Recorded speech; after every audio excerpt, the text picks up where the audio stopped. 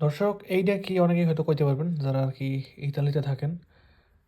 এটার উপর যেহেতু ইতালিয়ান লেখা এই জন্য বলতে গেছি। এটার মধ্যে আছে মাছ, এই যে অলিভা তেল দিয়ে, টন্ন আল অলিও দি অলিভা, অলিভা তেল দিয়ে ভিতরে মাছ আছে। সো এই যে এইটা আছে, এই জিনিসটা খোলা খুব কষ্টের হয়ে গেছে। এই যে এইটা, এই জিনিসটা এরকম উপরের দিকে দিয়ে এরকম করে তারপর আসলে খুলতে হয়।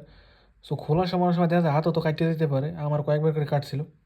আবার অনেক সময় দেখা যায় জোরে টান দিতে যায়, এই যে উপরে ক্যাপটা, এই ক্যাপটা খুললে গেলে আসলে এটা খোলা যায় না, পরবর্তীতে আরও কঠিন হয়ে যায়।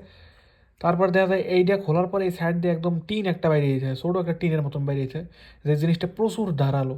কোনো কারণে যদি হাত দিয়ে এরকম একটু চাপ দেন তাইলে একদম হ্যাঁ হাত পরবর্তীতে খুঁজে নাও পাইতে পারেন। সো এই জিনিসগুলো একটু অন্যরকম। সো এই পেজ আবার কেউ খোলার চেষ্টা করেন না।